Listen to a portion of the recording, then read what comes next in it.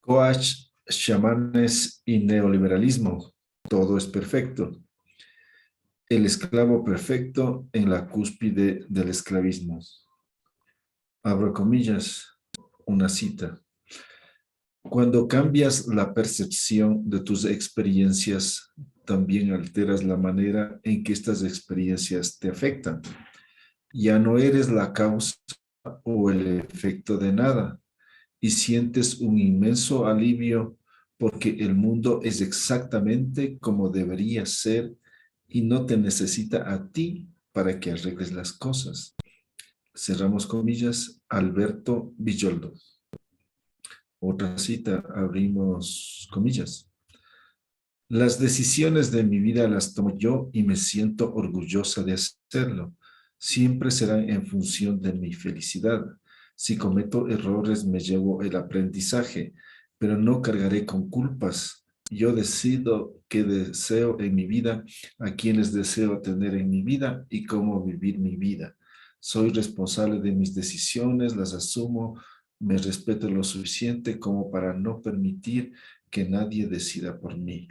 Todo lo que he logrado en mi vida ha sido a base de mi esfuerzo y de las decisiones que tomé. Las acepto, mis aciertos y desaciertos me enseñaron. Es por eso que sé cómo deseo vivir mi vida a partir de ahora. Tengo la libertad de ser yo misma. Me permito, vivo sin ataduras. Soy libre. Gracias, amado universo, por permitirme tomar las riendas de mi vida. Gracias, gracias, te amo. Autor o autora desconocida.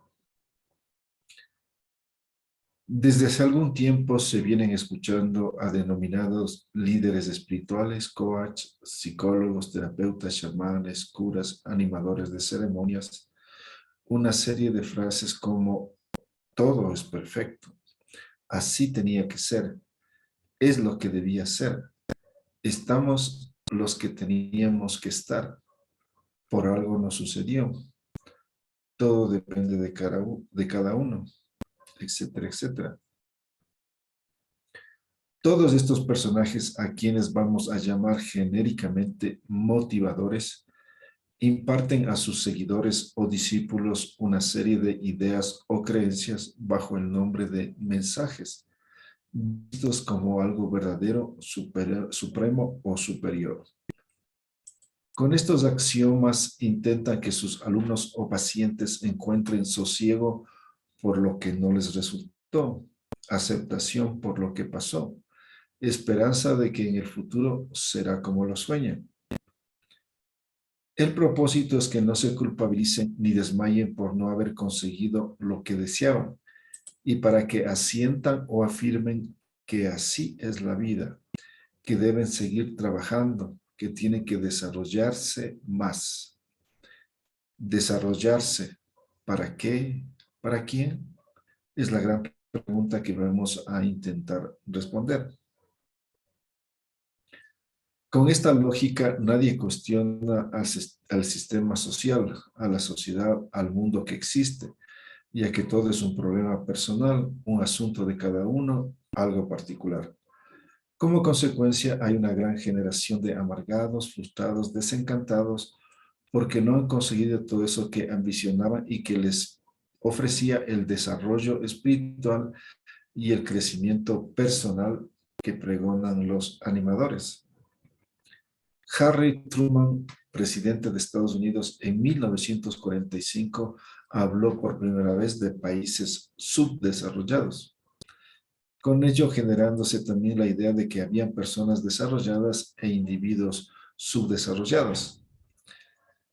Desde lo económico, que fue la primera referencia sobre el desarrollo, saltó esta teoría a distintos ámbitos, hasta llegar a la psicología, lo motivacional, lo espiritual y todo aquello relacionado con las ciencias humanas, propagándose por todo el mundo la etiqueta de desarrollo o crecimiento o transformación personal como los pilares de un ser humano superior o mejor. La teoría del crecimiento sentenciaba que los pueblos y las personas tenían que irse desarrollando cada vez más, y eso implicaba asemejarse a los autodenominados países desarrollados.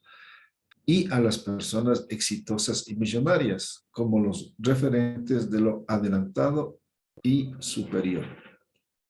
Si ellos lo habían logrado, todos podían triunfar. Ese era el axioma final, y si no lo habían logrado es porque no se habían esforzado lo suficiente o no habían entendido qué es el desarrollo. Sin embargo, ningún país del sur global que ha seguido las recetas del autodenominado primer mundo han logrado salir del tal subdesarrollo, y los supuestos países desarrollados han seguido creciendo más, esto es, económicamente, pero a costa de la miseria de los países del tercer mundo, llamados también así por el mundo hegemónico y homogenista, y principalmente en afectación de la naturaleza, en el que el desarrollo ha sido el crecimiento y progreso del cambio climático, como la expresión o el resultado del desarrollo económico de un sector del planeta, el que consume exageradamente y que en pocos años ha destruido intensivamente lo que a la vida le tomó millones de años en formarla. Según los desarrollistas, todo lo que sucedía en un país era un problema interno. No era el problema de un orden internacional injusto, de una situación colonial impuesta, de un predominio supremacista establecido, sino la incapacidad o la debilidad de su propia gente o de sus élites, que no podían o no querían desarrollarse, crecer o progresar. Y en el mismo sentido, si se trataba de los problemas de las personas o individuos en particular, era una cuestión propia. No tenía que ver la situación social, el medio en que se desenvolvía, las condiciones en que había nacido. Por su parte, los comerciales publicitarios de las grandes empresas también repiten lo mismo que dicen los motivadores. Las cosas como son. Sprite. La vida es buena. LG. Nada es imposible. Adidas. Solo hazlo. Nike. No es lo que tengo, es lo que soy. Viceroy. Porque yo lo valgo. L'Oreal.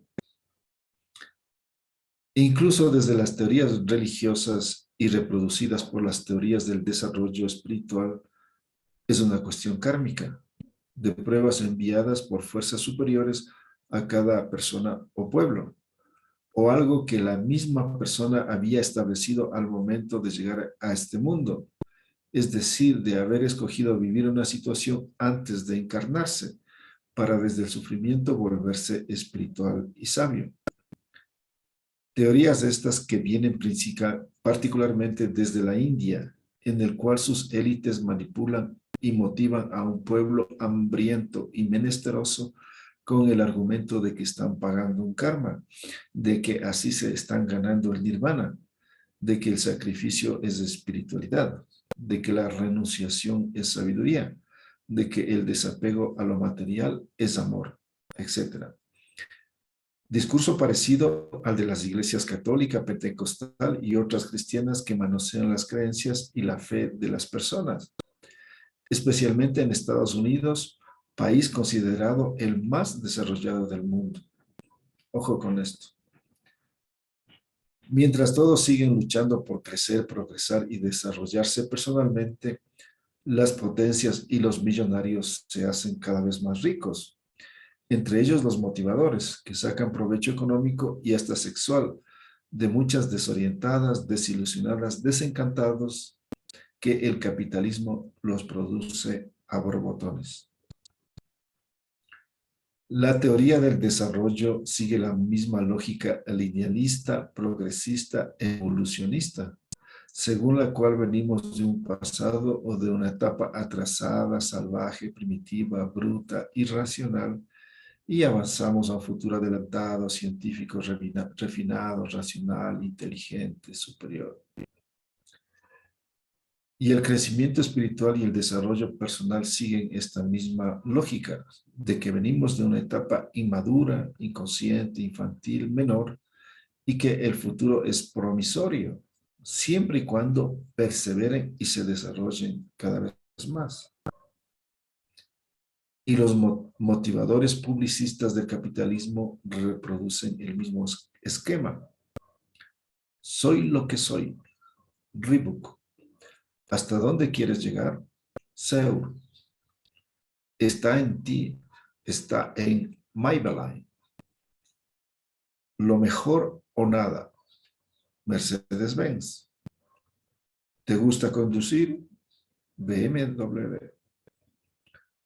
Unos y otros conducen a concentrarse en el individuo como tal, como consecuencia a ahondar cada vez más en lo particular, por ende en el individualismo, que es el resultado exitoso de la teoría del desarrollo capitalista, y una de sus derivas ha llegado al clímax en el neoliberalismo como la etapa superior de este proceso de individuación, personalismo, ensimismamiento, aislamiento, que me importismo colectivo y global en que nos encontramos actualmente.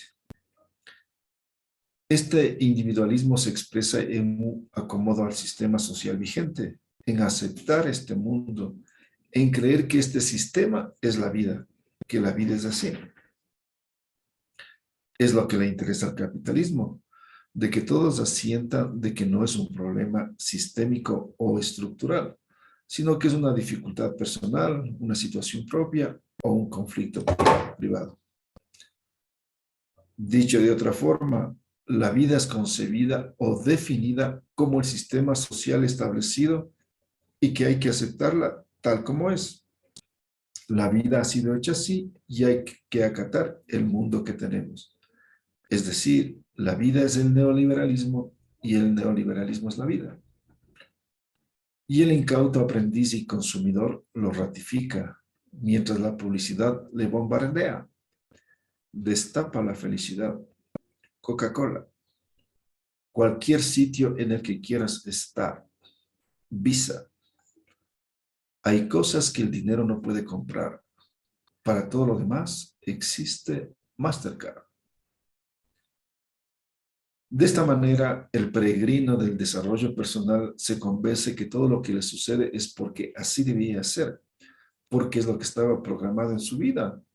No es el medio social el que le ha impuesto una forma de vida, sino que es la vida en sí mismo. Dios, Jesús, los maestros, los enviados, los que han intervenido para que de ahí pueda aprender, crecer, evolucionar. No es el capitalismo el que ha provocado todo ello, sino que él mismo ha elegido su destino programado para que encuentre al gran maestro que le enseñará el camino de la luz, el que solo lo conoce el líder espiritual o el maestro ascendido. Dios es el sistema y todo lo que pasa a cada cual es necesario para que pueda por su propia libre albedrío llegar a ser feliz. La felicidad depende solamente de cada uno, es decir, que es independiente del sistema mundo que la envuelve. Las cosas como son. Spray.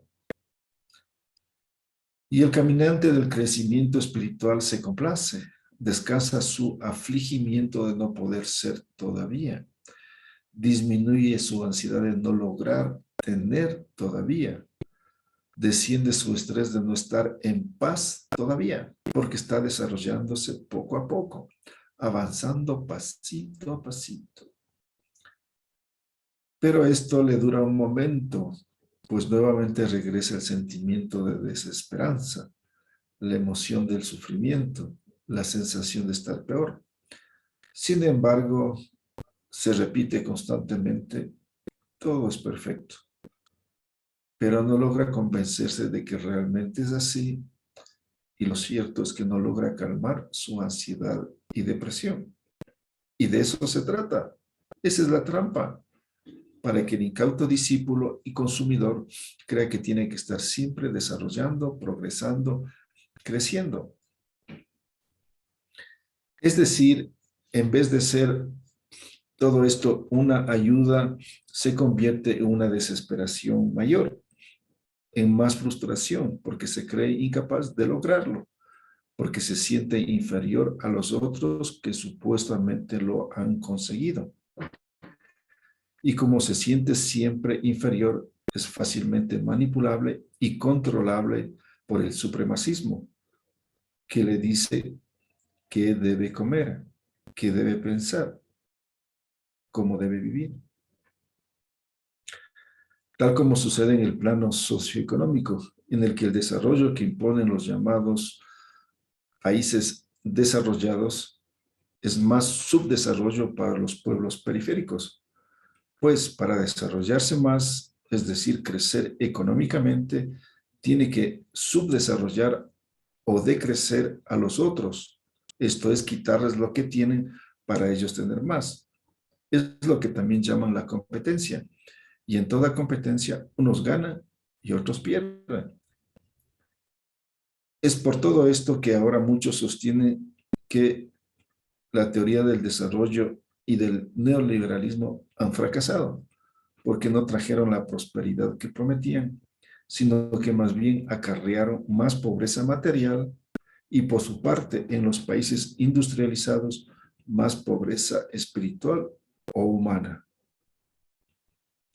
Empero el discípulo consumidor sigue sin entender que es presa o esclavo de un modelo de vida, impuesto como el mejor o superior, y el ingenuo esclavo sigue creyendo en el desarrollo, sin que pueda entender que se ha convertido en devoto de una serie de dogmas para que siga sirviendo, comprando, consumiendo, trabajando para el sistema y sus élites.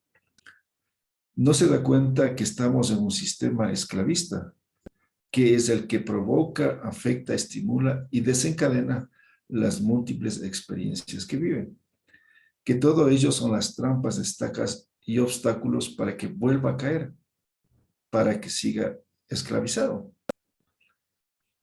Y ahí aparece el maestro motivacional que le sigue insistiendo en que le falta trabajar más consigo mismo. Y este trabajar es aprender a trabajar la aceptación, que se traduce en última instancia en aceptar al sistema, en atarearse más para que el capitalismo siga creciendo y siga esclavizando a nuevos encadenados mentales y emocionales, tal como el vampiro o el zombi que le chupa o le muerde a otro para convertirlo en un nuevo esclavo vampiro alienado o zombi enajenado. Hemos llegado a la etapa del esclavo perfecto, que está convencido de que las cosas como son, spray, qué es lo que tenía que pasar, que eso debía vivir, para que se desarrolle y progrese. No hay mejor esclavo en toda la historia del esclavismo que el esclavo actual, que está convencido que las difíciles situaciones que vive son las situaciones justas para que alcance la libertad y la paz. Es el esclavo ideal que el esclavista siempre lo buscó, de que cada cual se autodomine, creyendo que es atrasado, porque no se ha esforzado como los millonarios desarrollados. En la misma lógica de que el pobre es pobre porque quiere. El esclavo subsumido en los esquemas del desarrollo económico y personal, cada día se va desarrollando, creciendo, progresando como esclavo. Y ese mismo papel cumplen todas las iglesias, que se encargan de que el piadoso siga esperando la recompensa en el cielo, de que Dios le está observando y le purgará. En las religiones monoteístas, los devotos se conciben como siervos de Dios, esclavos del Señor, súbditos de la Virgen. Y en las modernas idolatrías actúan como esclavos de dioses objetos, adoradores de cosas divinas, peregrinos del desarrollo del capitalismo neoliberal. Y sacrifican toda su vida en ello, convencidos de que eso es amor a sí mismo. Tan solo hemos pasado del esclavismo de las religiones al esclavismo New Age o de la espiritualidad laica. Los empresarios están muy felices y agradecidos con estos personajes motivacionales y los llevan a sus empresas para que adoctrinen a sus empleados, para que sus trabajadores se resignen y rindan más, para que crean que son libres y se convenzan de que ellos deciden su vida, para que aplaquen sus frustraciones y no protesten, para que se ofrenden ante el patrono como la máxima expresión del desarrollo y el crecimiento de la empresa. Es decir, la motivación consiste en conseguir que todo el tiempo los empleados estén afanosos, seguros y productivos. Y el esclavo motivado e impulsado termina convencido de que si la empresa creció, él también creció, de que ellos son la empresa y su recompensa es tener el trabajo que muchos ambicionan y que él es un privilegiado, de que es un honor trabajar en una empresa exitosa y le entregan de recompensa un diploma del trabajador del año. Ese es el gran galardón que el esclavo fervoroso se lleva a casa y a su tumba. El esclavo alienado termina persuadido de que triunfó, cuando el triunfo y la gloria se las llevan los inversionistas de la empresa y sus descendientes. Los que así no trabajen seguirán siendo siempre ricos, mientras los descendientes del trabajador exitoso tendrán que luchar duro por siempre. Tal como dicen los estudios sobre la movilidad social, de que quien nace rico morirá rico, e igual con los pobres. La movilidad social en el mundo es apenas del 10%, incluidos los Estados Unidos, el país más rico del mundo. De esta forma jamás llegan a darse cuenta de que son esclavos desarrollados y peor que tomen conciencia de que viven en un sistema esclavista progresado y evolucionado en el que todo es perfecto, es decir, perfecto para las élites que cuentan con muchos esclavos enajenados. Ni siquiera la izquierda se da cuenta de esto último. En la historia oficial de la derecha y de la izquierda se dice que el esclavismo es una etapa antigua y que fue superada. Y todos se han convencido de ello, creyendo que el esclavismo es algo del pasado. Los intelectuales de izquierda y de coloniales máximo hablan de colonialismo, sin que puedan ver el esclavismo pleno y profundo en que nos encontramos. No pueden ver que el esclavismo primigenio se fue desarrollando, progresando y creciendo hasta llegar a este momento en el que el esclavismo es lo más sutil y elaborado, para que el esclavo no lo sepa y por el contrario crea que es libre, de que se cree libre porque puede elegir por sí mismo la forma en que se esclaviza y autoesclaviza. Los esclavos domesticados e individualizados se alejan cada vez más de los problemas sociales, de la política, de la crisis ambiental, del caos social, creyendo que eso le corresponde solucionar a los políticos, a los gobernantes, a los partidos. El esclavo ciego que solamente se preocupa de sí mismo, pues la vida es un asunto particular y él se encarga de ello. El país, el mundo, el planeta es de los políticos y él no se mete en eso, no se rebaja a cosas mundanas. Solo se limita a criticar a los políticos, a decir que son malos, que son corruptos, que solo piensan en ellos. Solo reprende, pero no hace nada, pues él ya tiene suficiente con desarrollar su persona, con hacerse cargo de su parte y que cada cual haga la suya. Rechaza la política, le molestan los políticos y solo va a votar porque es obligatorio. O cuando le han asustado con el cuco del comunismo. El esclavismo capitalista está feliz con el esclavo apolítico, despreocupado, desentendido de lo social y de la comunidad, es decir, distraído de la vida en su totalidad, alejado de lo que marca y determina su vida, de lo que condiciona la situación de todos. Se ha producido un vaciamiento, despolitización y desmovilización que el sistema se siente tranquilo y libre. de que los esclavos no se den cuenta y sigan trabajando y consumiendo, produciendo más para la cada vez mayor cantidad de zombies compulsivos del dios mercado, mientras se va destruyendo libremente a la naturaleza a nombre del desarrollo de los pueblos. El sistema ya no se siente amenazado. Casi todos están disciplinados y uniformados. Cada cual cumple el rol para que el esclavismo del capital siga generando grandes ganancias, como en la pandemia, en que algunos cuadruplicaron sus riquezas en tan poco tiempo, gracias al desarrollo financiero y el crecimiento bursátil.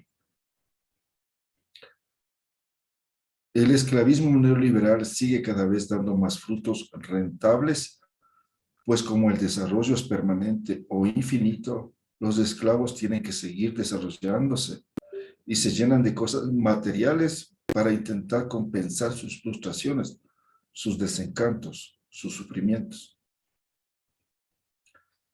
Así terminan acallando sus iras sociales y más bien se hacen eco de voces extremistas, especialmente de la ultraderecha, pasando a culpar y criticar a activistas sociales de que son agentes de la maldad, de que quieren acabar con la libertad, que es el bien más preciado de la vida. El esclavo adoctrinado defiende al sistema y cree que es libre y que estamos en la etapa mayor de la libertad. Conceptúa que vivimos en un sistema de libertad de expresión y defiende la libertad de ser esclavo sumiso, dependiente, disciplinado. Actualmente en Estados Unidos hay millones de personas que creen en la teoría canon, según la cual hay una conspiración mundial de una élite de adoradores del diablo que hacen sacrificios de niños y que quieren apoderarse del mundo. Creían y creen que el expresidente Trump estaba luchando contra ese poder maléfico de adoradores de Satanás y que él les iba a salvar de todo ello. Es más, estuvieron a punto de impedir la ascensión de Joe Biden y de provocar una guerra civil en Estados Unidos. Teoría que, por cierto, se ha ido abriendo paso por otros países y que se ha convertido en una gran amenaza mundial. Esclavo converso que cree que todo es responsabilidad del nivel de libertad alcanzado por cada individuo.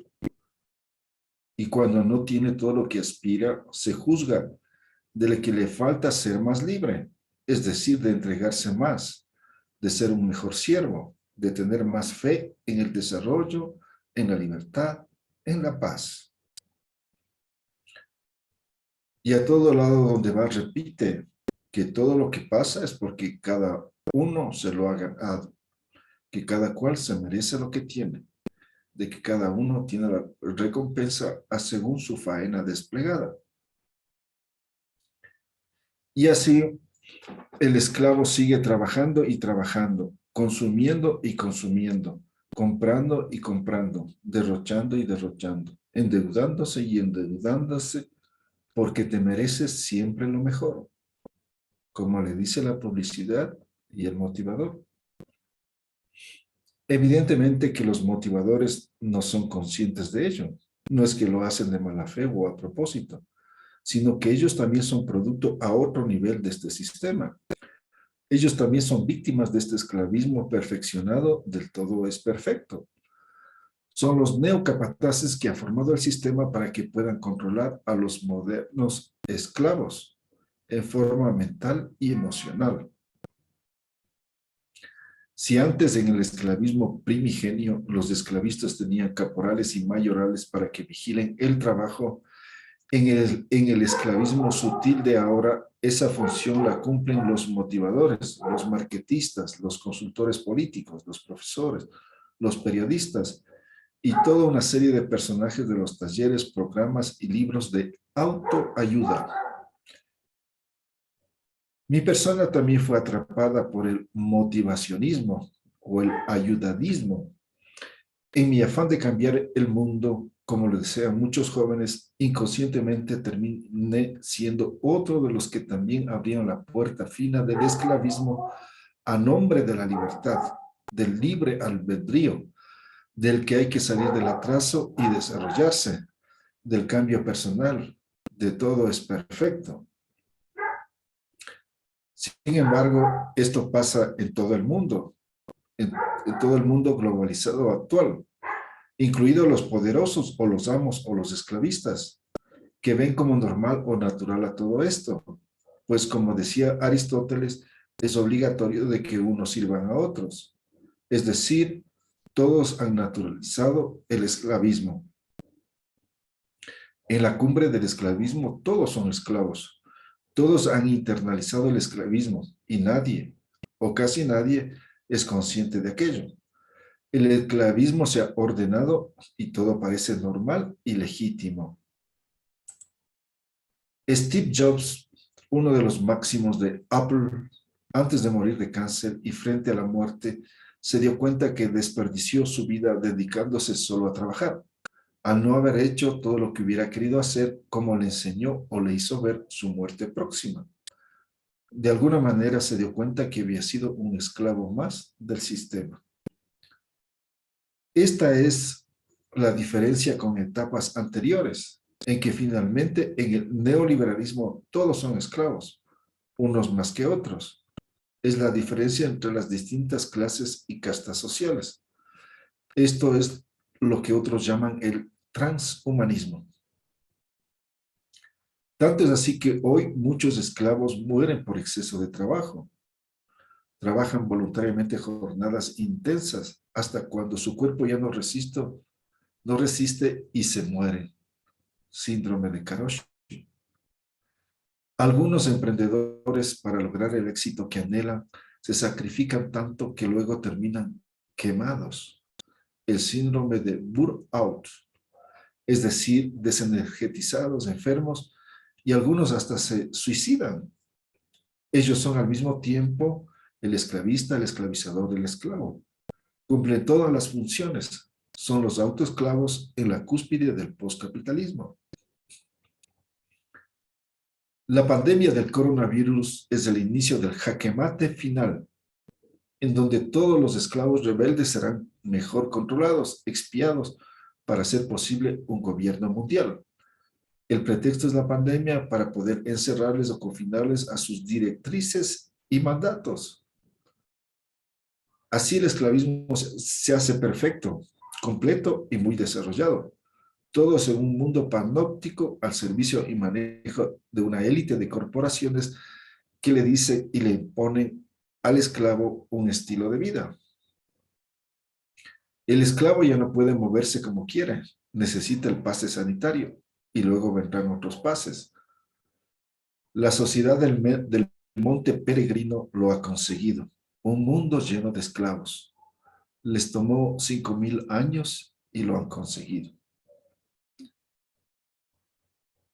Personalmente, también pasé algunos años en el motivacionismo hasta que me di cuenta que había sido entrenado para educar a que los esclavos no sean conscientes de sus dependencias, de sus sometimientos, de sus claustros. Tomé conciencia de que lo que vivíamos o nos pasaba era también un problema social, un asunto sistémico, un problema del capitalismo.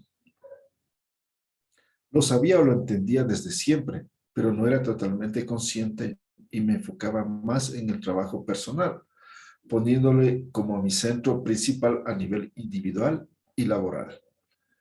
Pensaba que el nuevo mundo necesitaba de nuevos seres humanos con que construir, pero lo que faltaba es que había que construir el ser individual y el ser comunitario al mismo tiempo, esto es, en paralelo y en conjunto.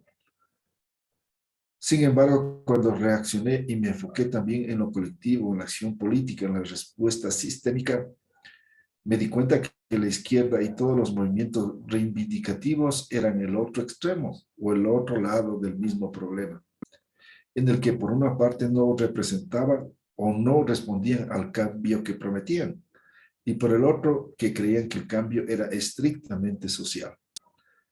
Discursiaban de que este cambio y desarrollo político venía desde el Estado y desde arriba, y que la transformación era un acto exclusivamente político, etc. Incluso la idea de cambio personal seguía siendo una propuesta individualista y no comunitaria. La sociedad es un conjunto de individuos dispersos dentro de un territorio en el que cada cual se defiende como puede. Y la comunidad es un entramado de familias dentro de un mismo espacio en el que se sostienen y se apoyan mutuamente dentro de un proyecto común. Los socialistas y comunistas hacían un trabajo social, es decir, individual, mas no comunitario. Y de ahí su fracaso estrepitoso en todo el mundo sin que hayan logrado ningún cambio estructural. Es más, la idea de cambio social en sí mismo resultaba la trampa, cuando comprendí que el propósito en la vida era armonizarse con todo, o que el cambio es la armonización como sentido y propósito de vida, y no el cambio de virar la tortilla como pretende la izquierda en su idea de dominar a los explotadores y de poner encima o arriba a nuevos actores sobre otros anteriores, tal como han sido las experiencias socialistas en todo el mundo. Viven también en otros dogmas, atrapados en otras creencias y de igual manera sometidos y sumisos a imaginarios y utopías. Y tampoco son libres, ni los mejores hijos del pueblo, ni los más revolucionarios, ni los más avanzados, ni los más conscientes. Como ellos también se dan palmaditas y se sosiegan para seguir adelante en sus luchas y quimeras. Ellos también tienen sus motivadores para que sus pupilos o fieles partidarios no desmayen en la construcción de su hombre nuevo, del tal poder popular, del nuevo mundo socialista comunista. Los insufladores políticos también arrengaban para que sus esclavos camaradas encuentren impulso y motivación de que en un futuro se acabará la dependencia de los patronos y se obtendrá la libertad consciente y verdadera a través de la moral comunista o revolucionaria. A la final, otra forma de esclavismo. Es más, como anotamos anteriormente, siguen creyendo que el esclavismo fue superado, como dijo Marx, sin que vean que tomó otros medios y otras formas hasta llegar a lo más perfeccionado en este tiempo.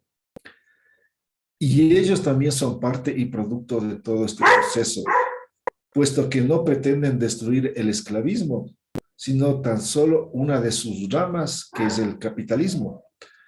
Por ende, seguimos en lo mismo.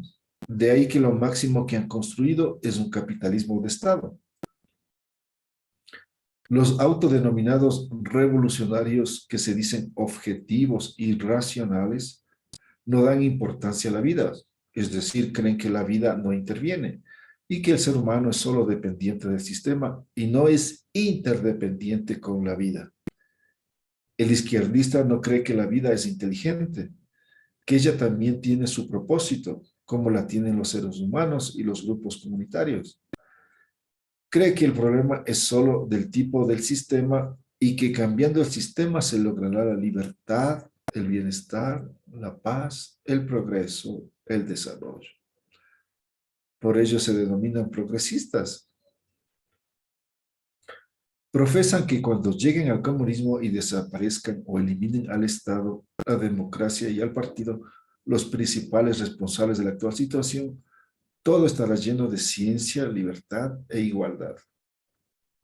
Pero por ahora son sus dioses, a los que también se sacrifican e inmolan, especialmente al partido y a sus líderes, a quienes rinden culto a su personalidad como buenos esclavos que también son. Dicen que quieren terminar con la dominación, pero que para ello hay que dominar a los burgueses. La dominación terminará con la dominación. ¿Alguien lo comprende? Su dictadura del proletariado resultó peor que la dictadura de la burguesía. Un claro ejemplo de que son otra expresión del esclavismo, pero que los socialistas son esclavistas más burdos que los esclavistas finos del capitalismo. Todos resultan extremos o lados de la misma moneda, sin que ninguno haya logrado los cambios que pregonan. Esto es, ni el cambio personal ni el cambio social. No entienden ni practican la dualidad complementaria. Para entender que no hay cambio personal sin cambio comunitario y que no hay transformación comunitaria sin transformación individual. En todo caso, los que han hecho algún nivel de cambio personal están más listos para una transformación comunitaria cuando se den cuenta de ello. En cambio, los izquierdistas, por no haber hecho algún cambio en su persona, representan una traba mayor. Están atrapados en el ego y su lucha mayor es por imponer sus creencias del nuevo mundo, sus dogmas de la nueva humanidad, creyendo que la suya es la verdad verdadera. De ahí las luchas intestinas entre las distintas izquierdas, de cuál es el verdadero revolucionario.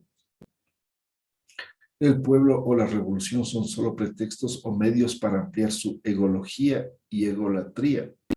Cuando han llegado a sitios de poder, su ego se ha salido del corazón y de la razón y se han convertido en dictadores, tiranos, reyesuelos, autócratas. Además de que han terminado atrapados en la corrupción, el burocratismo, el acomodo, etc., reflejando una serie de taras, las que justamente provocan el rechazo de muchos, entre ellos los que optan por el camino personal, como salida ante el fracaso y la desesperanza que provocan los políticos profesionales. Politizar la espiritualidad y espiritualizar la política sería la dualidad complementaria para salir de los dualismos, dicotomías, bifurcaciones, binarismos, en el que unos y otros han sido atrapados por el esclavismo colonial y su globalización hegemónica. La vida y el modelo humano como realidades complementarias, la simbiosis o simetría de un sistema comunitario con los ecosistemas, sería la posibilidad de tender a la armonización como sentido y proyecto de vida. Armonización que no quiere decir felicidad, paz, libertad, sino el equilibrio entre fuerzas contrarias, pero complementarias. Para los pueblos indígenas o pueblos primeros no existe la felicidad, la paz ni la libertad, pues estos son momentáneos, ya que la vida, es decir, la naturaleza, funciona por oposición de fuerzas en disputa que se encuentran simbióticamente. La naturaleza, es decir, la vida, está siempre buscando el equilibrio entre el caos y el orden. De ahí que la felicidad o la paz no es algo a conseguirse, sino el talento y la sabiduría de saber guardar estabilidad dinámica dentro de un sistema humano, siguiendo a la madre tierra para reproducirse infinitamente. Dualidad complementaria entre materia y espíritu, como expresión de interrelación. La vida, es decir, el cosmos como ser inteligente que interviene también en nuestra vida y no solamente el sistema social. La imbricación entre el sistema de la vida y el sistema humano como el desafío en todas las épocas y en todos los lugares, como la intención y el sentido de la existencia, como el misterio de la vida y del sostenimiento consciente de los humanos.